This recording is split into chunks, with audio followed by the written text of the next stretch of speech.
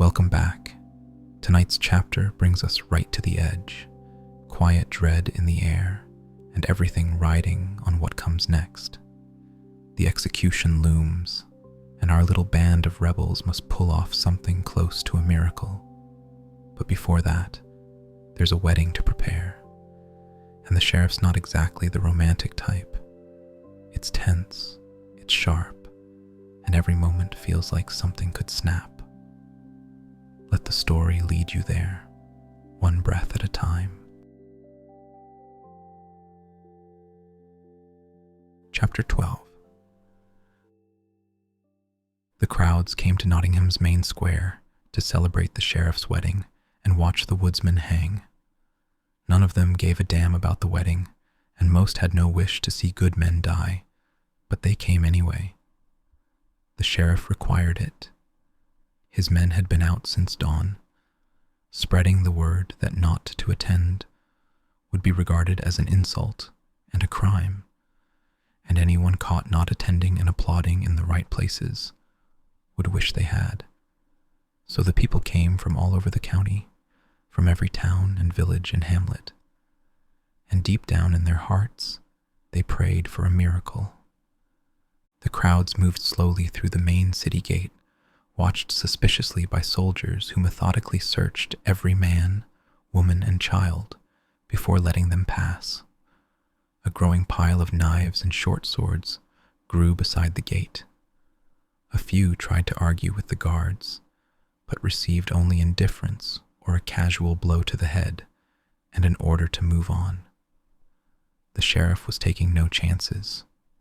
He had invited those barons supporting his claim to the throne to witness the executions and his marriage to a cousin of the king, and he was determined that nothing should go wrong.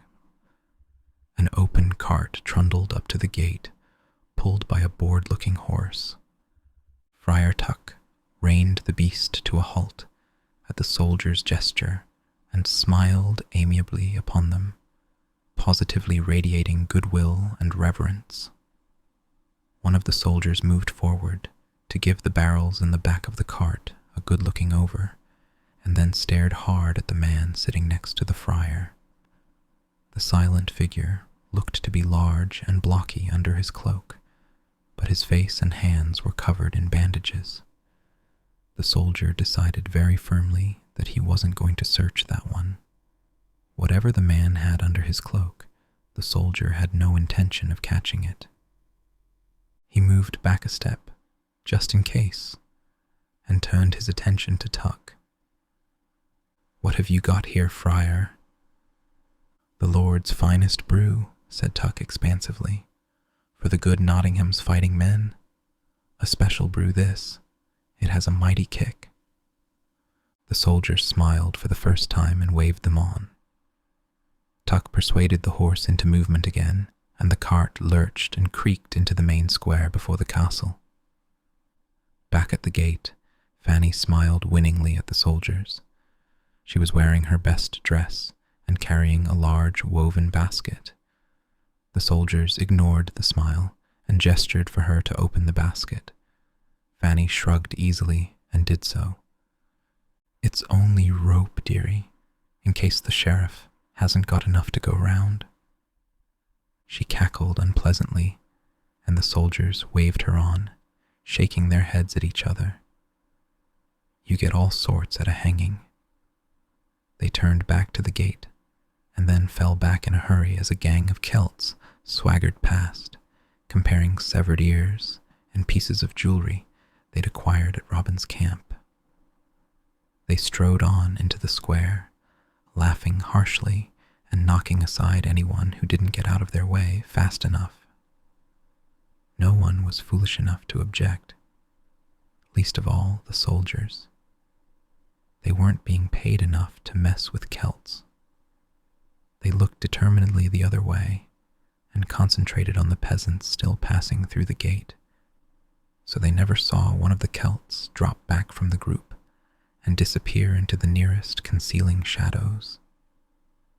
He glanced about him to be sure no one was watching, then lifted his boar's head helmet to scratch desperately at an itchy nose. Bull sighed contentedly as the itch faded away.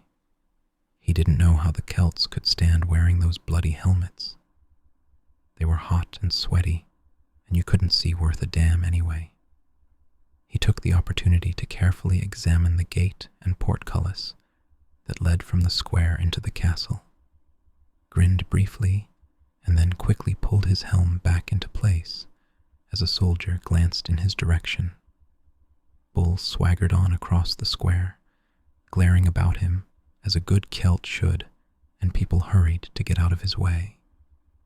Outside the city wall, a very large peasant staggered along, bent almost double under a massive load of firewood sticks. The bundle wasn't actually all that heavy, but it gave him a good excuse to keep his head down and his face hidden and helped disguise his height. He leaned against the wall as though resting for a moment, keeping his floppy hat pulled low to hide his face from passing strangers. A length of rope suddenly unfurled from over the wall and fell down beside him. Little John grabbed the end of the rope and tied his bundle to it, and then gave the rope 2 quick tugs to signal all was well. On the other side of the wall, on a parapet near the top, Fanny took a firm hold of the rope and quickly hauled rope and bundle up over the wall and down onto the parapet. She untied the bundle, tied one end of the rope to a handy nearby post, and then tossed the other end back over the wall. Little John was still standing by the wall, arms folded across his great chest, and whistling in what he fondly imagined to be a casual manner. A few people stared at him as they passed, but moved quickly on their way, as John gave them his best, "Who do you think you were looking at?" glare. John had a lot of faith in that look. The rope slapped down beside him, and he grabbed it quickly and looped it round himself. He waited till all was clear, and then clambered up the high wall. In the main square, Tuck and the man swaddled in bandages busied themselves lifting barrels off the cart and placing them carefully in various locations round the square. The swaddled man placed a barrel carefully on the edge of the scaffold's raised stage, against one of the gibbet uprights. He paused and stared at the gibbet for a long moment. 10 nooses hung from the lengthy overhead beam, like the rotten fruit of a decaying tree. A soldier walked over and glared officiously at the swaddled man before gesturing brusquely at the barrel before them, and others scattered across the square. "What the hell do you think you're doing?" "Distributing libations for the celebration of his lordship's nuptials," said Tuck, moving quickly over to Bo and smiled graciously at the soldier. "Why, good sir, is there something amiss?" "Yeah," said the soldier, "you are." He grabbed the swaddled man by the arm and hauled him away from the scaffold. "Get that barrel out of here, move." Tuck bowed and turned to the swaddled man. "Caesar has spoken, my friend. Collect our offerings, and we shall depart." "What's the matter with him?" said the soldier suspiciously. "Doesn't he have a tongue in his head?" "Unfortunately not," said Tuck. "My friend is a member of a most holy and reverent order of lepers." The soldier recoiled so fast he nearly fell over his own feet. Tuck and the swaddled man left him staring in horror at the hand he'd used to haul the man away from the scaffold and sweating furiously. Fanny sat comfortably on the edge of the parapet, bundle and basket beside her. She pulled 2 swords from inside the bundle and dropped them nonchalantly over the edge of the parapet. They thudded into the ground below and stood upright, quivering slightly. A boar's-headed Celt and a man in a cloak passed by, casually grabbed the swords, hid them under their cloaks, and continued on their way. A soldier came walking along the parapet, glaring suspiciously at Fanny. She smiled innocently and pulled back her skirt to show a little more leg. Ain't doing no harm here, love, she protested prettily. Like's a good hanging I do, and there's a lovely view from up here, ain't there? The soldier automatically turned to look, and Little John reached up over the top of the wall and grabbed him by the collar. The soldier just had time for a very surprised expression before John hauled him over the wall and dropped him. A short scream was followed by a loud thud and silence. Little John clambered over the wall and sat down on the parapet beside Fanny. He slipped his bow and some arrows from the bundle and stared sternly at his wife. See what happens when you flirt with strange men. Down by the scaffold, a grubby young pickpocket was quietly working the crowd with an innocent face and quick hands. But since they were mostly peasants, he had little enough to show for his efforts. He eased in behind a likely-looking prospect, deftly lifted the man's cloak, and reached for the purse at his belt. And then he froze as he saw a forbidden sword hanging hidden at the man's side. As he hesitated, a large hand clamped down on his. Will Scarlet smiled nastily at the pickpocket. Nothing there but trouble, lad. Now get lost, or I'll tie your fingers in a knot. The pickpocket disappeared back into the crowd the moment Scarlet released him. Scarlet grinned and pulled his hood farther forward to hide his face.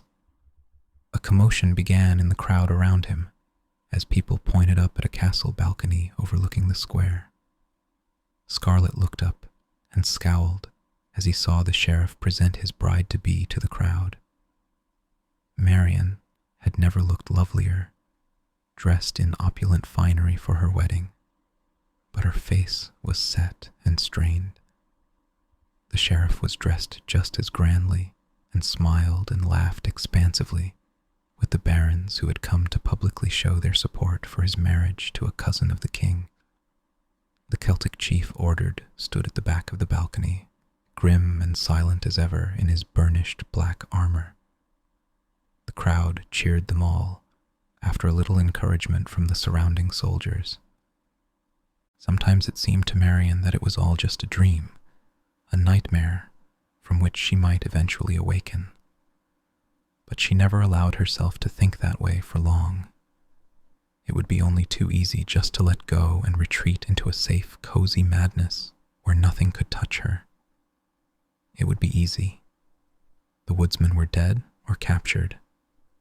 The dream of hope and justice was over, and Robin was dead. So easy. But Marian couldn't just run away and hide. It wasn't in her nature. She could still save some of the woodsmen and Sarah, and as the sheriff's wife she should at least be able to protect her people. And maybe one day, if she kept her wits about her, she might find a way to avenge her dead love. The sheriff was busy introducing her to the barons. She ignored them. She had no time for traitors. Her gaze fell upon the huge form of the Celtic chief, and a chill shuddered through her. In his black armor and dragon's helm, he looked like a demon summoned up out of hell. And if some of the rumors she'd heard about her husband-to-be were true, perhaps that was exactly what Ordred was. She looked away, staring disinterestedly out over the crowded square, and her gaze stumbled to a halt on the oversized scaffold. 10 nooses hung limply from the gibbet crossbeam, swaying slightly now and again in the drifting breeze. She was going to have to watch the hangings. The sheriff had insisted on it. The deaths were a symbol of his victory over the woodsmen, and an unmistakable sign to the watching crowd and the barons as to where the true power lay in Nottinghamshire. Marian squeezed her eyes shut and bowed her head, praying for the strength to see the horror through without breaking down. She didn't want to give the sheriff that satisfaction. She opened her eyes and then fell back a step, startled to find the sheriff standing right beside her. He looked meaningfully at the Locksley medallion she was wearing round her neck, and she raised one hand protectively to hold it. "A little inappropriate for your wedding day, don't you think, my dear?" the sheriff murmured, carefully keeping his voice low, so the barons wouldn't hear. Marian looked out at the scaffold again. "No more so than your idea of a wedding gift." She didn't bother to lower her voice. The sheriff shrugged and gestured to his men below. "It's time. Bring them out." The officer in charge nodded quickly and shouted a series of orders. There was a hurried bustling of guards as they moved into position, and then the gate to the dungeon swung open, and the condemned men were led out into the courtyard. Black costumed drummers led the way, beating out a slow funereal march. Then came the prisoners, eyes squeezed up against the painful light after so long in the dark. They still wore their chains and shackles, and there were 2 guards to every woodsman. The sheriff was taking no chances. The guards hurried the half-blind prisoners along, pulling roughly at their chains. The watching soldiers and Celts laughed and hurled abuse at the woodsmen as they passed through the gate into the square, but most of the watching crowd was silent. Marian watched it all with quiet dignity, though the sight tore at her heart, and then her breath caught in her throat as her gaze stumbled over a familiar face on the edge of the crowd. Tuck was parking a barrel-laden cart beside the inner city wall. He clambered down from the cart, glanced nervously at the barrels, and then he and a cloaked companion unhitched the horse and hurried away, losing themselves in the crowd that now filled most of the square. Marian looked quickly away, hoping the sheriff hadn't noticed her reaction, and then looked casually about the square. It didn't take her long to spot Fanny sitting on a parapet at the far wall, with a cloaked man large enough to be Little John beside her, doing something surreptitious with a large bundle of firewood. A sudden commotion, close at hand, brought her gaze back to the scaffold. A wounded soldier, his face half hidden by a grubby, blood-stained bandage, was barging his way through the crowd, using his pole-like crutch as a weapon to clear him some space. He cursed the crowd vigorously in a harsh, cracked voice and plowed his way through them, heading toward the far wall. He passed by Tuck's cart without even glancing at it and climbed up toward the parapet. Both the voice and the gait were disguised, but Marian would have known them anywhere. It was Robin. The sheriff had lied. Robin was alive. Marian didn't know whether to laugh or cry or scream. She could feel a warm flush heating her cheeks and turned a little away from the sheriff so he wouldn't notice and grow suspicious. She watched Robin's progress as unobtrusively as she could, hardly breathing when guards or soldiers glanced in his direction, but no one challenged him as he settled himself comfortably on the parapet. The last of the prisoners emerged into the square, screwing up his eyes against the light and stumbling over his unsteady feet. Wolf glared about him defiantly, a small figure weighed down by chains and exhaustion and hopelessness. But even so, a new strength ran through him as he saw a familiar face watching from the crowd. He screamed in blind rage and threw himself at Will Scarlet. He didn't manage half a dozen steps before the guards grabbed him and threw him to the ground, beating and kicking him as he struggled to get to his feet again. Several of the crowd cried out angrily, and one man stepped forward to intervene. 2 soldiers clubbed him to the ground and beat him savagely. The sheriff watched the commotion from his balcony and smiled coldly as he spotted the object of Wolf's rage. He gestured to one of his mounted guards, who urged his horse through the crowd, grabbed Scarlet by the collar before he could escape, and dragged him over to stand reluctantly below the balcony. The sheriff smiled down at Scarlet as soldiers dragged the semi-conscious wolf to the scaffold. "Ah, my dear turncoat, I was wondering what had happened to you. Did you succeed?" Scarlet swallowed hard, searching his mind frantically for a way out. But everyone's eye was on him. The sheriff, and Marion in particular, were studying him coldly. Neither of them looked particularly friendly to him. "I found Locksley's lair," he said finally, thinking fast. Alas, he was already dead. "You're sure?" said the sheriff sharply. "You saw his body?" "Well, no," said Scarlet, "but there was a grave." The sheriff gestured to two soldiers, who searched Scarlet roughly and took away his sword. The sheriff shook his head sadly. "What is the world coming to, when you can't even trust a traitor to stay bought?" He nodded to the two soldiers. "Stretch his neck with the others." The soldiers hauled Scarlet away to the scaffold, ignoring his struggles and protests. The sheriff turned to Marion and raised an eyebrow at her hostile face. "You swore to me that Robin was dead," said Marion. "You even swore you'd seen the body." The sheriff shrugged. "I lied." Up on the parapet, Robin couldn't believe how quickly his plan had gone wrong. He looked across to a concealed niche farther down the parapet, where the swaddled man had pulled away his bandages to reveal Azim's worried face. They shared a concerned look, and then both of them strung their bows and reached for their arrows.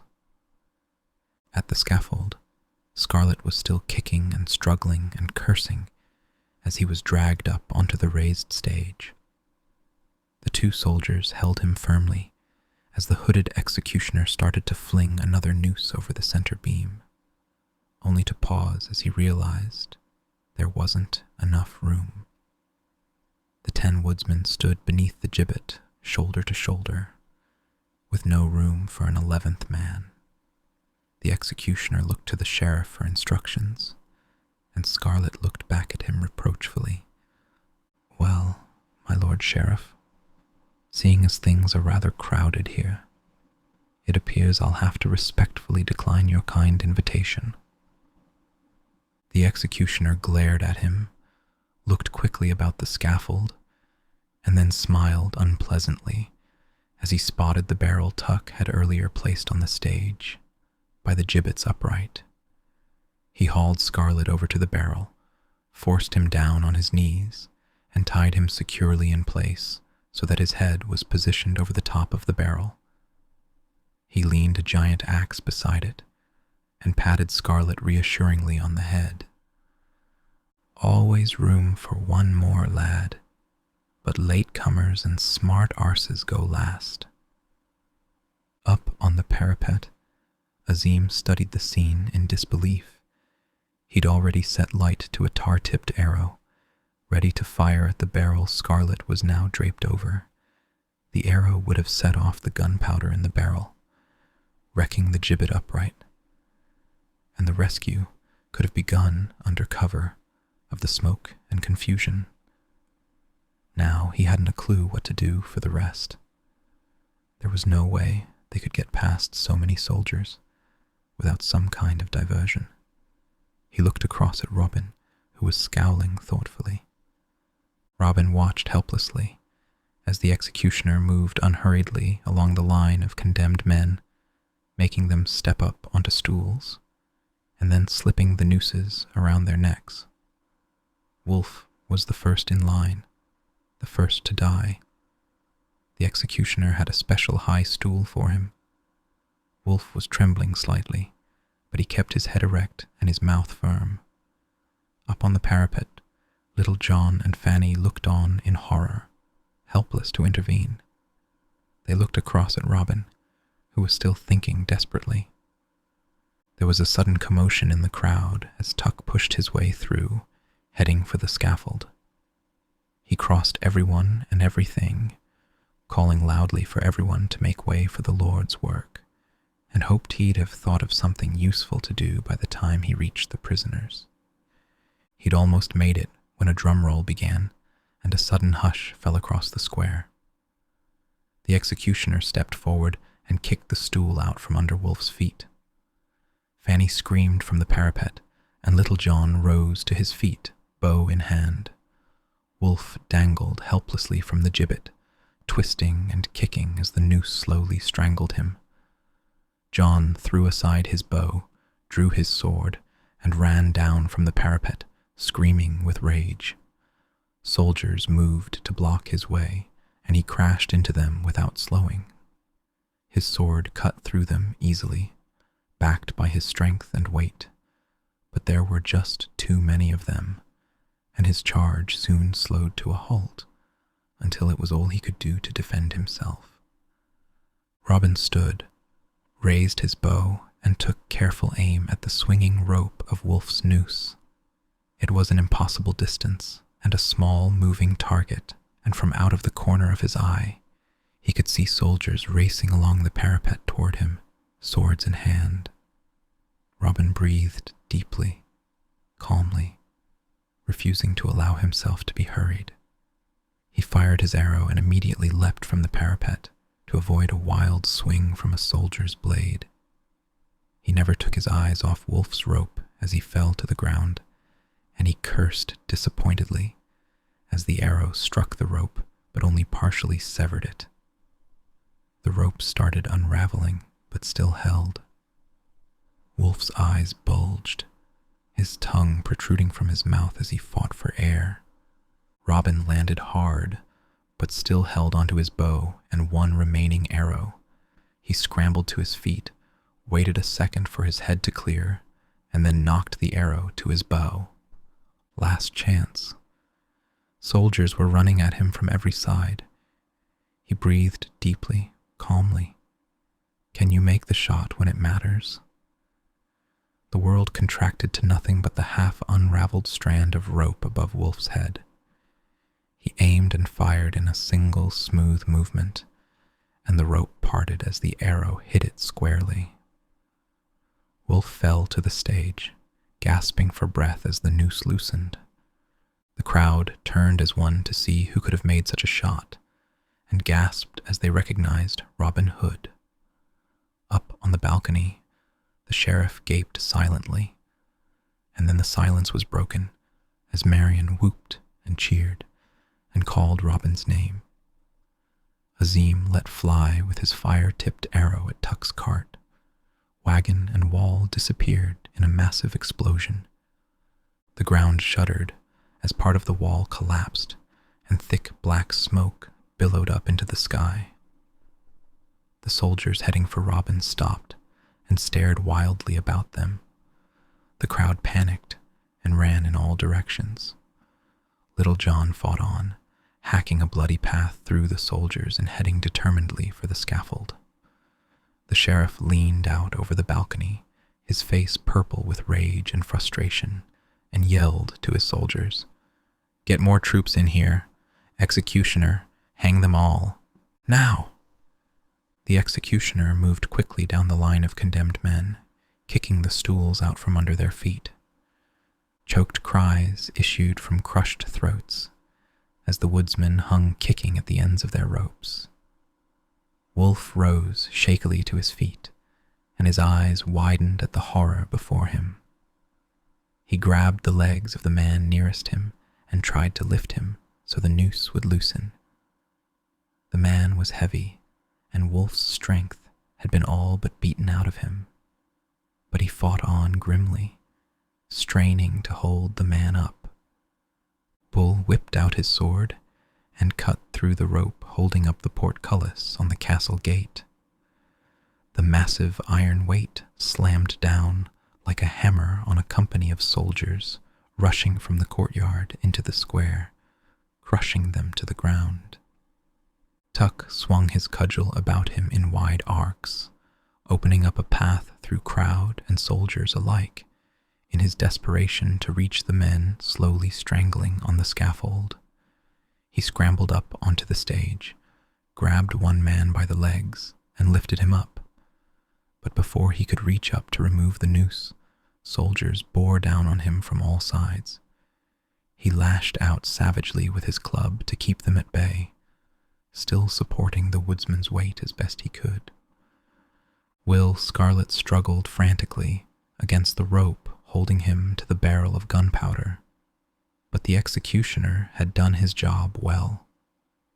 The ropes had no give in them, and he couldn't find a way to apply any leverage. All he could do was watch helplessly as the executioner stopped beside him and reached for the axe he'd left by the barrel. Robin saw the executioner lift the axe and raced toward the scaffold. A soldier got in his way, and Robin cut him down without pausing. The ground shook again as Azim set off another explosion, scattering soldiers like straws on the wind. Robin nodded his thanks and gestured at his empty bow. The Moor put an arrow to his bow and fired it into a wooden post at Robin's side. Robin tugged the arrow loose and knocked it to his bow. The executioner looked back at Wolf and Tuck, still struggling to hold up two of the woodsmen, and laughed. Wolf called to the watching crowd to help, but though some stirred uneasily, none of them made any move to help or hinder. Bull fought his way toward the scaffold, but soldiers blocked his way, holding him back by sheer force of numbers. The executioner looked calmly down at Scarlet, kneeling helplessly before him, and raised his axe, ignoring the noise and confusion around him. He had a job to do, and he took pride in doing his job well. Nothing else mattered. Across the square, Robin took aim with his single arrow. He'd already managed 2 excellent shots, and now he had to come up with a third. The executioner's axe rose and hesitated at the top of its arc. Robin concentrated, and everything seemed to grow still and silent. The executioner's face grew to fill his vision. The axe started down toward Scarlet's neck, and Robin let the arrow go. The executioner staggered back from Scarlet, and the axe dropped from his hand, as though it had suddenly grown too heavy to hold. The arrow had buried itself in his left eyeball. He raised a hesitant hand to his face, as though he couldn't quite believe what had happened to him, and then all the strength went out of him, and he crumpled limply to the stage and lay still. Will Scarlet let out his breath in a long, shuddering sigh and started breathing again. Little John burst out of a crowd of soldiers, wounded in many places, but still swinging his sword viciously and roaring like a bull. He charged up onto the scaffold, scattering the soldiers attacking Wolf and Tuck, and slammed his great shoulder against the gibbet upright, the one Azim had intended to blow apart with his black powder.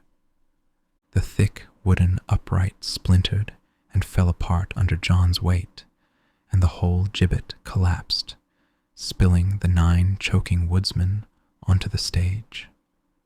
Little John staggered to his feet, hugged Wolf quickly, and then he and his son set about removing the nooses from the woodsmen's necks. Tuck and Bull fought side by side to hold off the soldiers. Little John called to the crowd to help as he worked, cursing and pleading with them with equal vigor. But still they stood undecided, moved by his words, but cowed by the soldiers and the habit of long subservience. On the balcony overlooking the chaos, the barons looked at each other, and then at the sheriff. Baron Forrester stepped forward as their spokesman and coughed meaningfully to get the sheriff's attention. He ignored the barons, watching the battle below with a desperate, lost expression. The baron coughed again, louder, The sheriff turned slowly to look at him. Baron Forrester tried to fix him with an icy stare. You gave us your word you now controlled this county, Nottingham. Is this your idea of control? The sheriff drew his sword and studied the Baron with a thoughtful, speculative look. Forrester's blood turned to ice. He could see his death in the sheriff's dark, indifferent eyes. And then the moment passed, and the sheriff's gaze moved on to the Celtic chief Ordred, still standing patiently at the back of the balcony. Ordred, there seems to be some trouble in the square. Take care of it for me, would you? The Celt nodded and moved forward to the edge of the balcony. The barons fell back to give him plenty of room. Ordred looked out over the chaos and smiled slowly at the prospect of battle and bloodshed. And then he saw Bull, in his Celt's disguise, fighting with the woodsmen against the soldiers, and he roared a furious challenge at the Celt, who'd apparently turned traitor. He drew his great longsword and jumped from the balcony. It was a long drop, and the weight of his armor pulled him down, but his massive legs absorbed most of the shock, and he walked away from the fall unmoved, striding toward Bull with his sword in his hand and murder in his heart. Marian saw a chance to escape and lunged for the edge of the balcony to jump for her freedom. The sheriff grabbed her at the last moment and pulled her back. She threw a punch at him, and the wind of its passing ruffled his hair as he ducked under it. He took a firm hold on Marian's arm and dragged her through the door at the back of the balcony, ignoring her frantic struggles. His face was calm and relaxed, as though he'd finally found the answer to a problem that had been puzzling him. Robin yelled for the woodsman on the scaffold to escape through the hole in the outer wall that Azim had made with his black powder, and they hurried in that direction, led by Bull and Little John, who cut a bloody path through any soldiers foolish enough to get in their way. Azim and Fanny covered them from the parapet with deadly fire from their bows.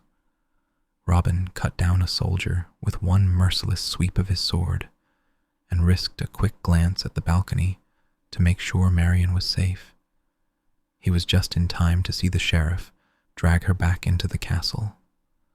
Robin's heart missed a beat, and then rage and fear for Marian drove him forward through the soldiers toward the castle. He pulled 2 arrows from their unmoving targets and looked up to see 2 mounted guards bearing down on him. They were almost upon him, and there was nowhere to run. But Robin didn't feel like running anyway.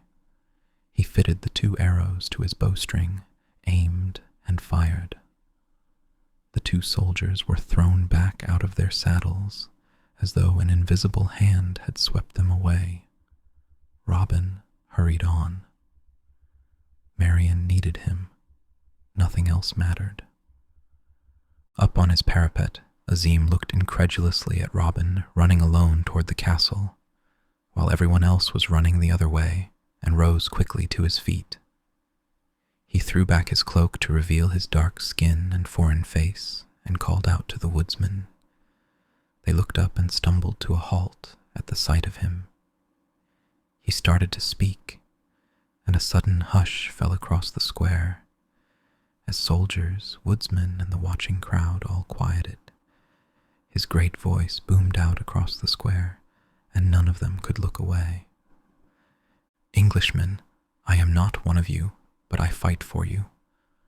I fight against the tyrant who holds your lives in his hand and knows nothing of pity or justice.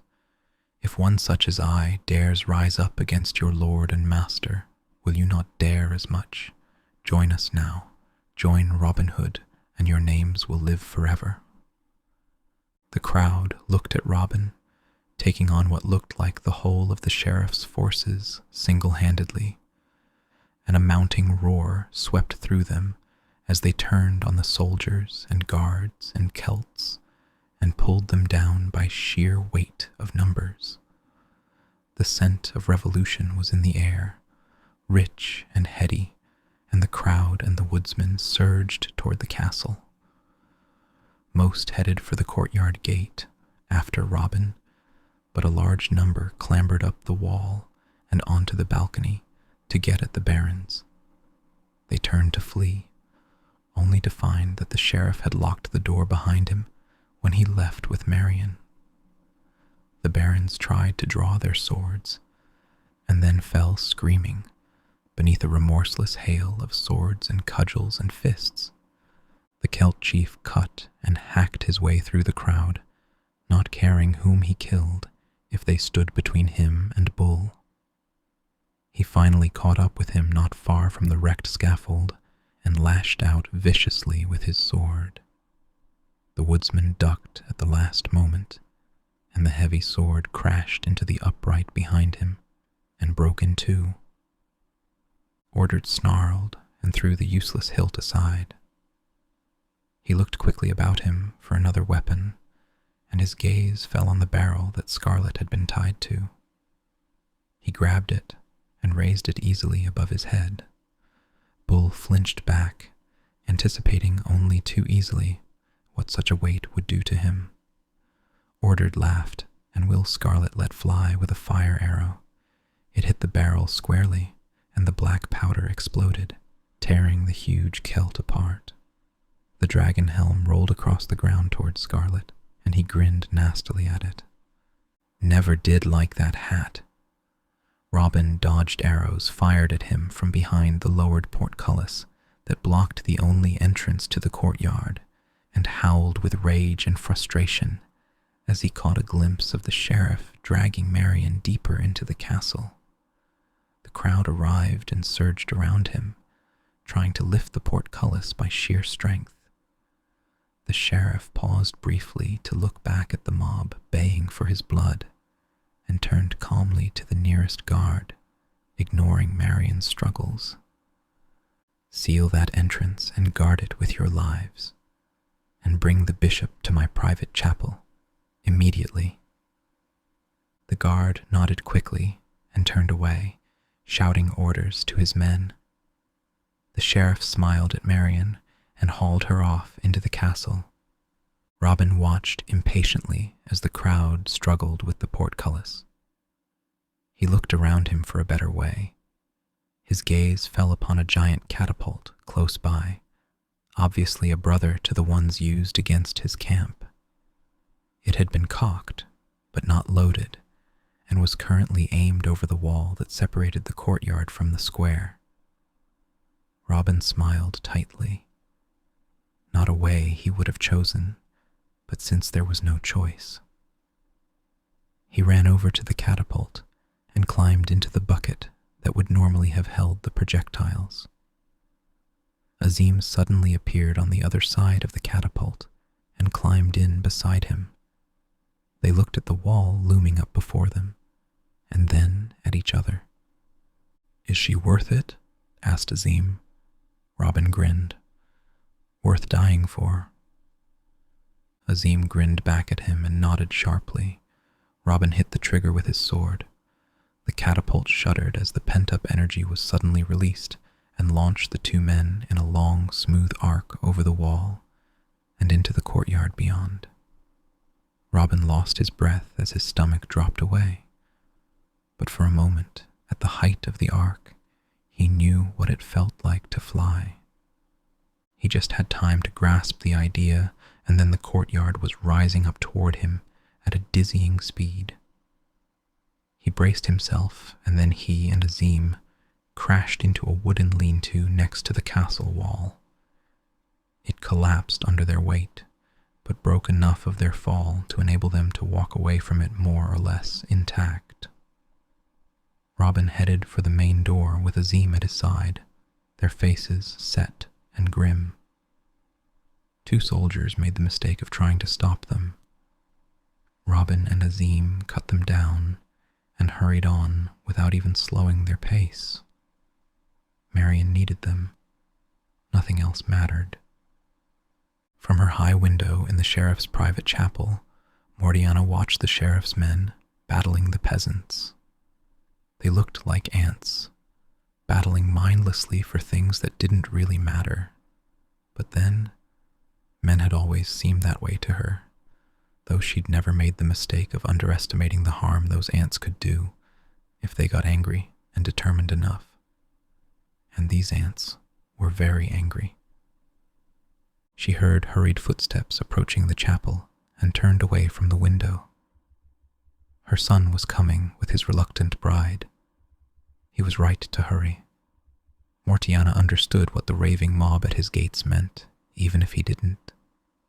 She didn't need to cast her runes to see his future, or hers. She smiled slightly at the bishop as he stalked nervously up and down before the altar. He was sweating and his hands were shaking. Anyone would think he had something to be worried about. He glanced in her direction and she smiled at him. "We are doomed," she said calmly. The bishop snarled at her and looked away.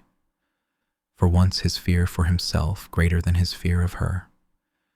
He'd known something was badly wrong when the sheriff's men had dragged him unceremoniously from his chambers and brought him to this terrible place. What had once been a pleasant little room set aside for worship and contemplation had been savagely transformed. The floor and walls had been splashed with the blood of dead animals, and their small bodies stood impaled on spikes before the altar. A severed goat's head glared balefully from the altar, and beside it stood a gold chalice full of blood. The crucifix on the wall above had been turned upside down. The bishop's hands clenched into fists, but there was no release from the fear and frustration building inside him.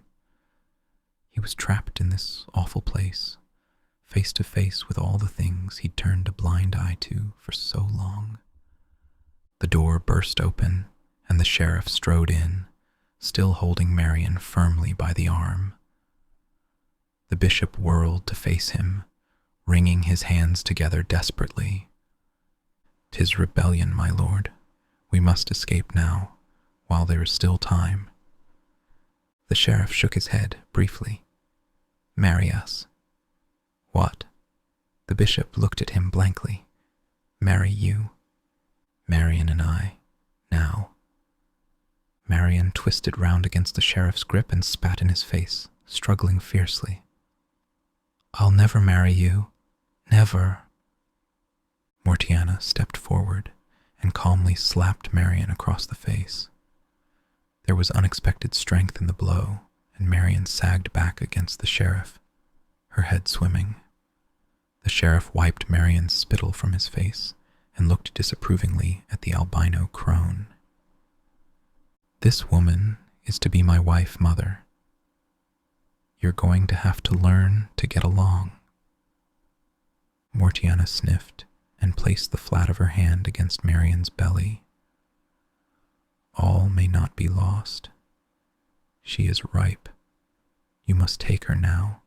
She will give us a son." The sheriff grabbed the front of Mortiana's robe, lifted her off the ground, and shook her like a rag doll, before throwing her away in rage and disgust. "That's all you care about, isn't it? Your precious grandson on the throne of England. I've never mattered to you, save as a means to that end. Well, to hell with that, and to hell with you. I'll take her, but not until we are properly wed. For once in my life, I will have something pure." The bishop looked anxiously out the window, and the blood drained from his face as he saw the mob swarming past the raised portcullis and across the courtyard. They swept aside the few remaining soldiers and poured into the castle. He staggered back from the window and turned in horror to the sheriff. "We must leave now, damn it. It's madness to delay." Mortiana lashed out at him, and the long talons on her claw-like hand raised bloody wheals across his face. He cried out and fell back, tears of shock and pain running down his face to mix with the blood. Mortiana smiled at him and patted him gently on his unmarked cheek. "Marry them now. or face me. Robin and Azim raced through the castle, plunging down corridor after corridor, fighting off increasingly desperate soldiers and searching for some sign of Marian and the sheriff. More and more soldiers and armed servants appeared to block their way, but Robin and Azim fought on, refusing to be slowed or sidetracked. Blood dripped from their blades as they ran, and they left a trail of blood and bodies behind them. Finally, they ran out of opponents, and Robin had to admit he was lost. He grabbed a wounded soldier and set the edge of his blade against the man's throat. "Where is she? Where's the Lady Marian?" The soldier took one look at Robin's face and decided this was no time to play the hero, not on what the sheriff was paying him. "She's in the chapel, down there." Robin threw the man aside, and he and Azim raced down the corridor the soldier had indicated. In the chapel, before the bloody altar, the bishop stumbled nervously through the Latin phrases of the marriage ceremony. He picked up the chalice from the altar with trembling hands and passed it to the sheriff, who sipped at it impatiently. The bishop offered it to Marian, and she slapped it away. The bishop shrank back as some of the blood within spattered across his sleeve.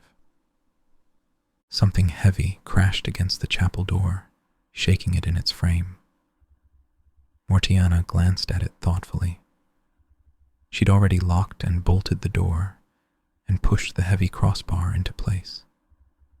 The door was secure. It could hold off an army. The sheriff gestured impatiently for the bishop to continue with the ceremony. He was still holding Marian by the arm, the knuckles of his hand showing white with the pressure. The bishop reluctantly continued, shouting to be heard over the relentless crashing against the door from outside. "Do you, Cedric, Lord Nottingham, take this woman as your wedded wife?" "Yes, yes," snapped the sheriff. "Get on with it." Mortiana moved in behind Marian and pinned her arms to her sides, glancing uncertainly at the door. The crossbeam was holding, but cracks were appearing in the door itself. "Make haste," she hissed. "It will mean our deaths if we are caught here." The bishop swallowed hard. "Do you, Marian Dubois?" The sheriff clapped a hand across her mouth before she could answer. "Yes, of course she does." "Right, that's it. We're married." "Nice service, Bishop. Now get the hell out of my way." He turned smiling to face Marian, still held firmly by Mortiana, and began unbuttoning his tunic. Robin and Azim panted heavily as they slammed the statue they'd found against the door, again and again. It was a life-sized statue of the sheriff, which seemed only appropriate. The door shuddered and cracked, but still it held. The statue's head broke off suddenly and rolled away. Robin let go of the statue and looked desperately about him. The sheriff was in there. He could hear his voice through the door. There had to be another way in. There had to be. The sheriff tore Marian away from Mortiana and threw her to the floor. He dropped on top of her, pinning her easily with his weight, his hands at her wrists. She fought him furiously, heaving and struggling beneath him, but she couldn't even get a hand free to hit him. The sheriff studied her silently, and there was a frightening blankness in his eyes that was somehow more terrible than any lust or anger. He forced her hands down and knelt on her arms, pinning them as he tore at the front of her dress. Mortiana watched, smiling. The bishop faltered his way through the remains of the marriage ceremony, with rolling, panicked eyes. The sheriff suddenly stopped his assault, looked at the shuddering door, and glared at Mortiana. Mortiana nodded and disappeared through the side door. Out in the corridor, Azim leaned exhaustedly against the wall and snarled something uncomplimentary about English oaken doors. Robin dropped his end of the statue and looked desperately about him for inspiration. An idea came to him, something so desperate he wouldn't even have considered it under normal circumstances. But as things were, Robin yelled to Azim to keep trying with the statue and ran off up the nearby stairs. It had been a long time since he guessed it at Nottingham Castle, and he was relieved to find the stairs led where he thought they would. They brought him to a door that opened out onto the roof, a wide expanse of rough stone and slates overlooking the chapel's only window. He looked down and immediately wished he hadn't. It was a hell of a way to the ground below. Fortunately, the distance down to the chapel window didn't seem nearly as far in comparison. A yard's-long pennant was flapping in the wind, conveniently close to hand. He ripped it free and tied one end to a solid-looking gargoyle. Azim beat against the unyielding chapel door with the head from the sheriff's statue. The door groaned and shuddered under his blows, but still held firm. A sudden shriek of rage brought Azim spinning round as Morgiana appeared out of nowhere, running toward him with a long pike in her hands. Azim threw himself to one side, but the steel head of the pike buried itself in his thigh, slamming him back against the chapel door. He gasped once as blinding agony flared in his leg, and then he grabbed the shaft of the pike with both hands to prevent her from pulling it free and coming at him again. For a moment they stood there, face to face, both panting fiercely from their exertions, and then a slow horror filled Morgiana's face as she took in the Moor's dark, decorated skin. When she spoke, the words were a bare whisper. "The painted man." She raked at his face with a clawed hand. Azim pulled his head back, grabbed the statue's head, and struck at her with it. Morgiana recoiled in shock at the sight of her son's severed head cast in stone, and Azim pulled the pike from his thigh, gritting his teeth against a fresh wave of pain and weakness as blood coursed down his leg. Morgiana threw herself at the Moor, her clawed hands reaching for his eyes. He lifted the pike to meet her, bracing it against the door behind him, and she impaled herself on it in her blind rage. Once again they stood face to face, breathing harshly. Their blood spilled onto the floor between them. Morgiana looked down at the pike piercing her just below the heart, and then she looked at Azim with her cold, crimson eyes, and slowly, terribly, she pulled herself along the pike toward him, forcing the shaft through Bet body so that she could get her hands on the man who'd killed her. Blood spattered onto the floor, and she grunted once as the pike head burst from her back, slick with blood. She smiled at Azim, inching forward, refusing to die. He pushed her away from him with the pike, and then released it, backing away from the uncanny hag as quickly as his injured leg would allow. Morgiana reached down and pulled the pike out of her body. She stood there for a moment, the weapon in her hand, watching blood flow thickly from the wound the pike had made. And then the unnatural strength seemed to flow out of her along with the blood, and she turned slowly away from Azim, her eyes dull and unfocused.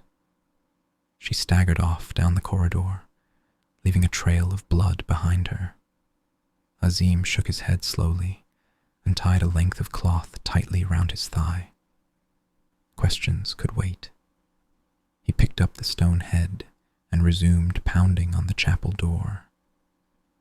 Inside the chapel, the sheriff lay on top of Marion, pinning her to the floor with the weight of his body. He smiled down at her furious face and waited for the last words of the marriage ceremony from the bishop. The sheriff had lost all sense of time and place. The world had narrowed to this place, this moment, and this woman, and nothing else mattered. He would have Marian as his wife, and no one would stop him, and the pulse pounding in his head was louder than any pounding on the door. Marian struggled fiercely and wept tears of helpless rage, but he did not see them. Robin looked out over the long drop to the courtyard below, took a firm hold on his end of the pennant, and then launched himself into space. He sailed out over the courtyard as the pennant unfurled, and then it reached the end of its length and snapped him round in a long arc back toward the castle wall. The chapel window loomed up before him with heart-stopping speed, and he quickly changed his grip on the pennant to ensure he hit the window squarely. He crashed through the stained glass feet first, let go of the pennant, and hit the floor rolling. The impact knocked the breath out of him, but he was still back on his feet in a moment, glaring about him, sword in hand. The bishop gaped at him, and then turned and bolted out the side door. Robin didn't notice. Like the sheriff, his world had narrowed to the only things that mattered, Marian and the sheriff. Robin moved slowly toward them. The sheriff released Marian and rose unhurriedly to his feet. Marian seized the opportunity to roll away, pulling her clothes about her. "Do you mind, Locksley?" said the sheriff calmly. "Marian and I wish to be alone. We've just been married." Robin lifted his sword. "Then prepare yourself for divorce, and your soul for hell." The sheriff pulled his clothing straight and drew his sword. "Rushing to your death for the sake of a woman? Lust has made a fool of you. I want the woman too, but I'm not foolish enough to die for her. Do you by any chance recognize this blade, Locksley?" He showed Robin the hilt of his sword. It only took Robin a moment to recognize the crucifix sculpted into the hilt. It was his father's sword. "That's right," said the sheriff. "I killed your father with his own sword. Appropriate, don't you think, that I should use it again to send you to meet him?" Robin met his gaze steadily. "I have nothing to fear from my father's sword." The two men moved toward each other, their swords reaching out to touch lightly. The bishop frantically scooped offerings from the church's coffers into the pocket of his traveling cloak and looked quickly round his chambers to see if there was anything else he might be able to take with him. He had to get out of Nottingham while he had the chance, but there was no point in leaving as a pauper.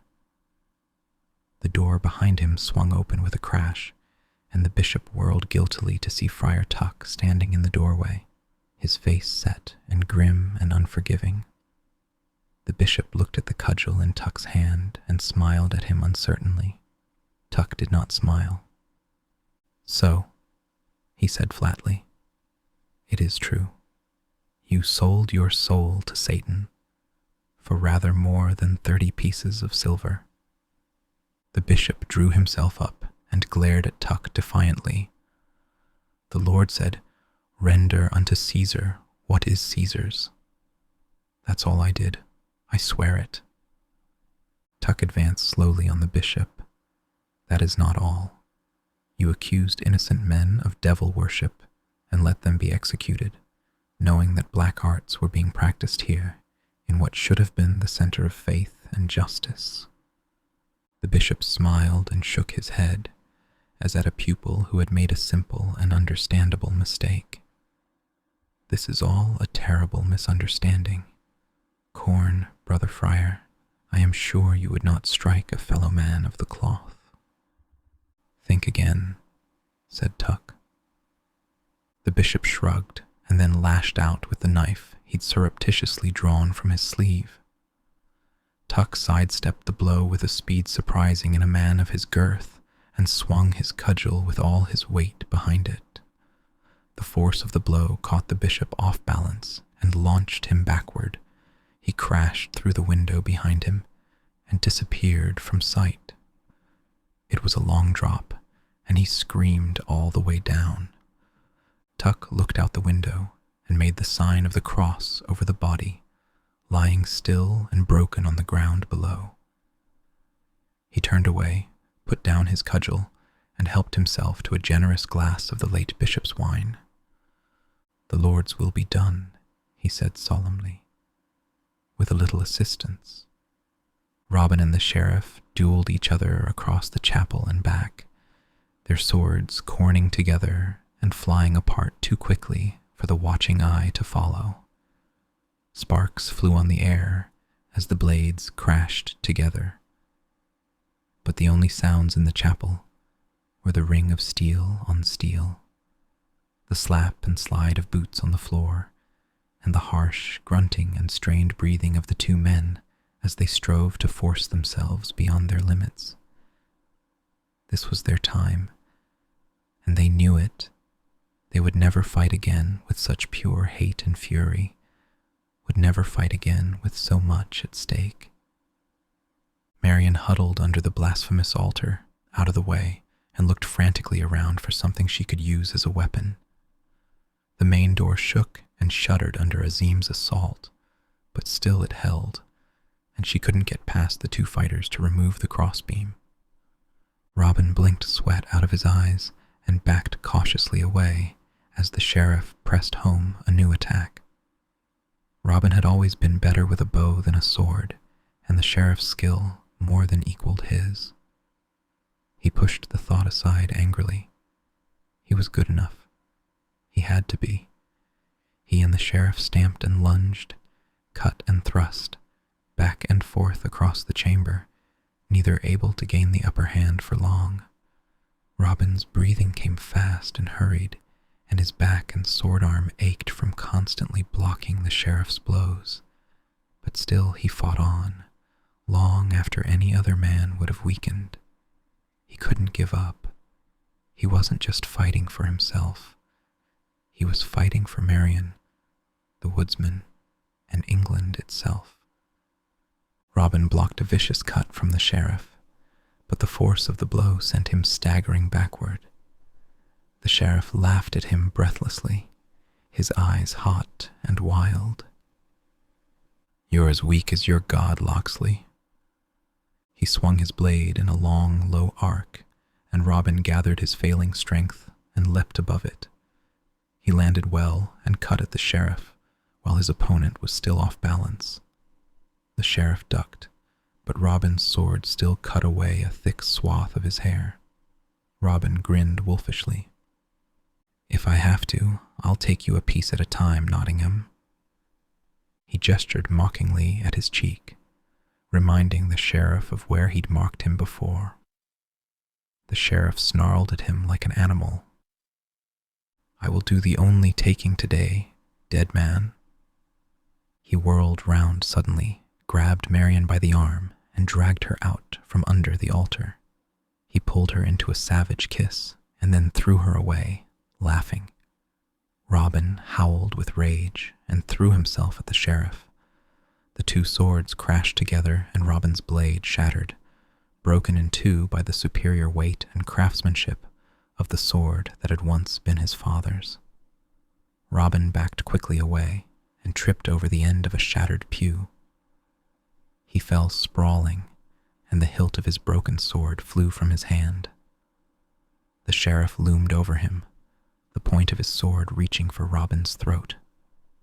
Robin looked despairingly at Marian, but she still lay where she'd been thrown, dazed by the force of her fall. The sheriff glanced briefly at Marian and laughed softly. "She's mine now." He drew back his sword for the killing thrust, drawing out the moment so he could savor it, and Robin snatched a dagger from inside his tunic and slammed it between the sheriff's ribs.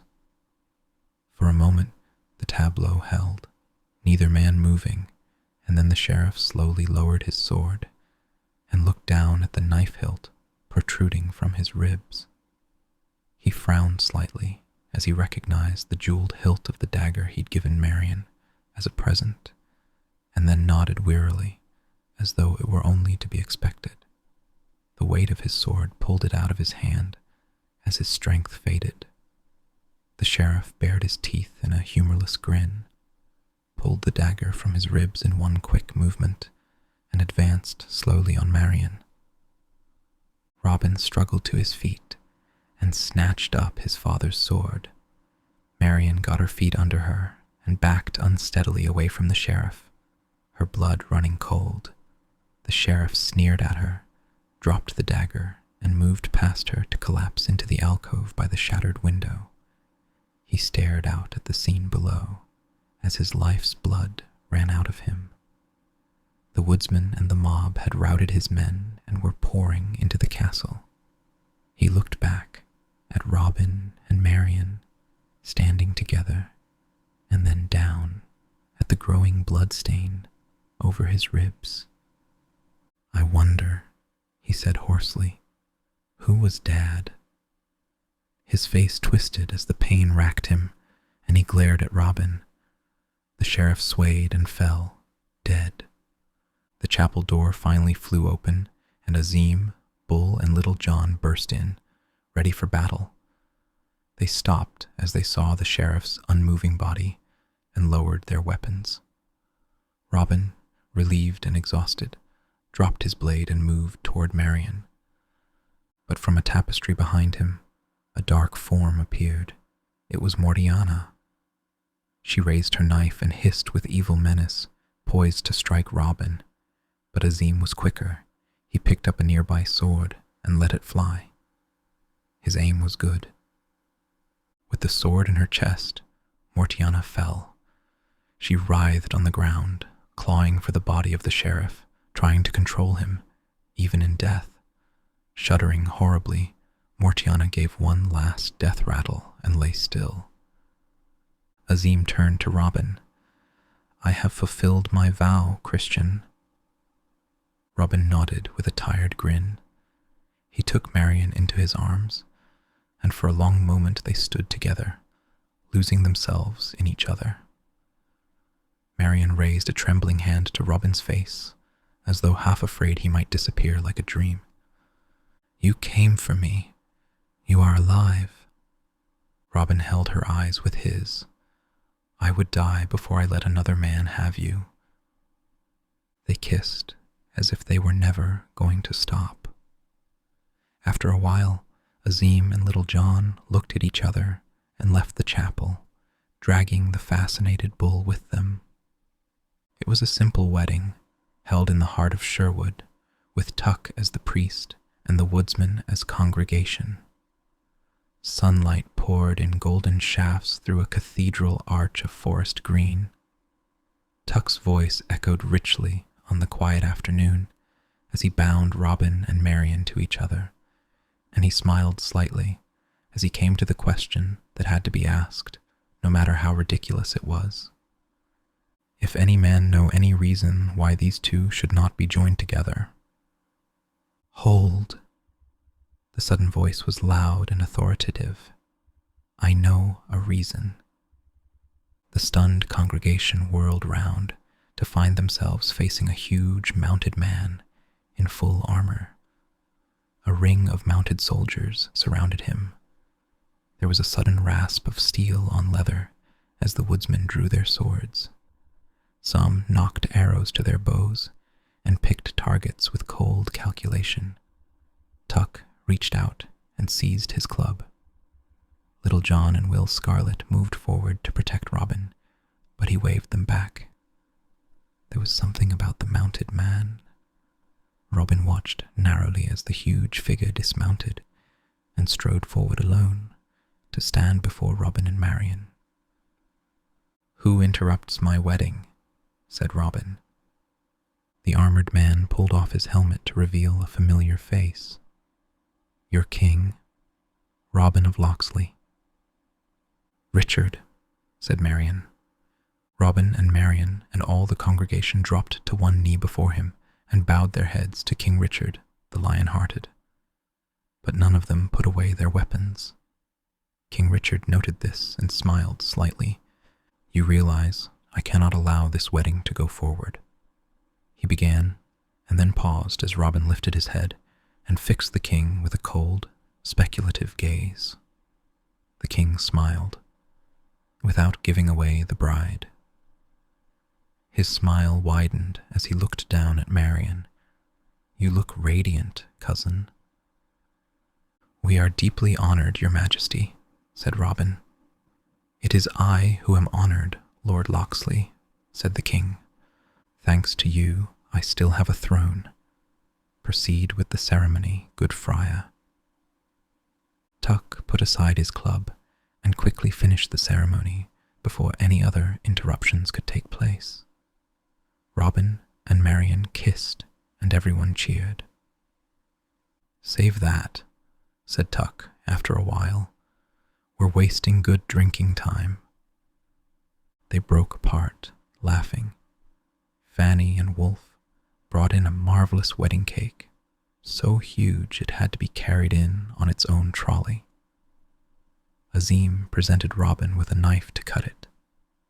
I wish you many sons, my friend, he said solemnly, and many daughters. Hundreds of doves were released to mark the moment, and the sound of their wings filled the forest. And Robin and Marian and the woodsman and King Richard celebrated together all through that day and long into the night in the great green dream of Sherwood. Thanks for spending some time with me tonight.